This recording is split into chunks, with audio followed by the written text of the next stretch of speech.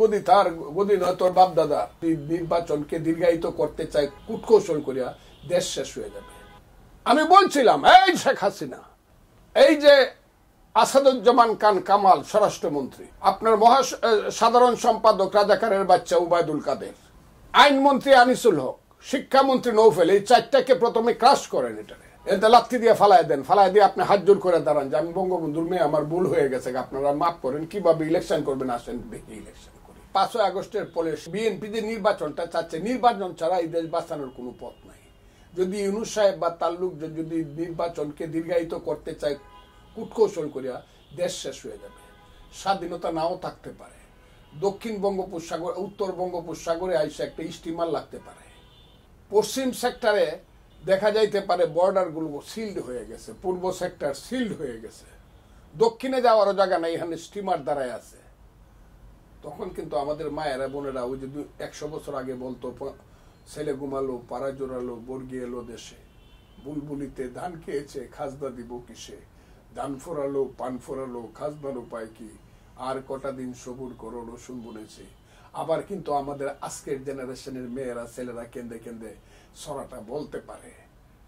আমার কথাটা খুব বোঝা যায়, দেশ তো আমার দেশ না, আমি তো নিজ দেশে পরবাসী হয়ে গেলাম। এত অসভ্যতা, এত অসততা, এত মিথ্যা কথা একটা জাতির জীবনে হওয়া উচিত না। ইউনূস সাহেবের মতো উঁচু লোক আর কই পাবে বাঙালি জাতি?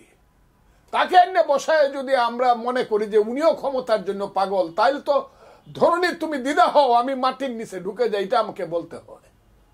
ইউনূস সাহেব তো উনি 100 বছরের মধ্যে কোনো বাঙালি তো নোবেল পুরস্কার পায় না, আগামী 100 বছরে পাবে কিনা জানি না, কিন্তু উনিও যদি মনে করে একটু কূটকৌশল করে ক্ষমতার সিংহাসনটাকে, ময়ূর সিংহাসনটাকে একটু দীর্ঘায়িত করবেন, খুব ক্ষতি হয়ে যাবে। তো এরশাদের বিরুদ্ধে যে স্লোগান দিছে, এই এরশাদ তুই গদি তার গদি নয় তোর বাপ দাদা, এই স্লোগানটা তো মানুষ যে ইউনূস সাহেবের বিরুদ্ধে দিতে চায় না, দেওয়া উচিত হবে না।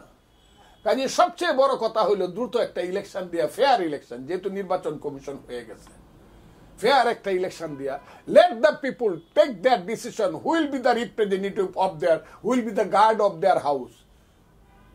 পিপুলকে বলতে দেন তার বাড়ির পাহারাদার কে থাকবে, তারা পার্লামেন্টে বসে ঠিক করবে সংস্কার কি হবে।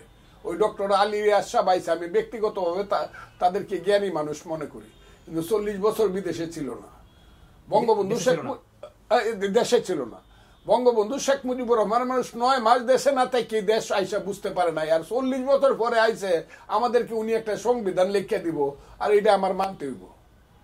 সংবিধানটা খালি ফেলে দিব, এরপরে সংবিধানের নামটা ঠিক করতে 10 বছর লাগবে। আমি কয়ে দিলাম, আমি চাইমু পিপুলস ডেমোক্রেটিক বাংলাদেশ, আরেকজনের পিপুল রিপাবলিক অফ বাংলাদেশ থাকুক, আরেকজনের ইসলামিক রিপাবলিক অফ বাংলাদেশ। কথাগুলো খুব বোঝার চেষ্টা করে, নামলেই তো ফলে গন্ডগোল হইব, মারামারি কাটাকাটি হইব 100 বার। নামই তো ঠিক করতে জোর করে দিবেন, জোর করে দিলে টিকবে না। সংবিধান হতে হবে জনগণের প্রতিনিধিদের দ্বারা, পার্লামেন্টে 2/3 মেজরিটিতে পার্লামেন্টে, এবং that is a Gana Parishad, constituent assembly. আমি 1 থেকে সংবিধানের আর্টিকেল 153 দ্বারা মুখস্থ বলতে পারবো, আসুক আমার সামনে কে আসবে, আমি বলতে পারবো সংবিধানে যে ত্রুটিগুলো আছে সেইগুলো দূর করে ইলেকশন দ্রুত দিয়ে দেও। নির্বাচন কমিশন হয়েছে, আর এখন আর কেউ আনফেয়ার ইলেকশন করবে না, কারণ এটার জন্য অনেক রক্ত ঝরছে, রক্তের সাগর সৃষ্টি হয়েছে। হাসিনার মধ্যে মাতৃরূপ নাই বইলা, বোনের রূপ নাই বইলা, নিষ্ঠুর রূপ আছে বলে এত সন্তান হত্যা করছে। কি দরকার শেখ মুজিবের মেয়ের একটা ক্ষমতার? সে তো প্রথম দিনেই বলা উচিত ছিল আমি ক্ষমতা চাই না, নিয়ে যান, আমার মাফ করে দেন, আমি গেলাম।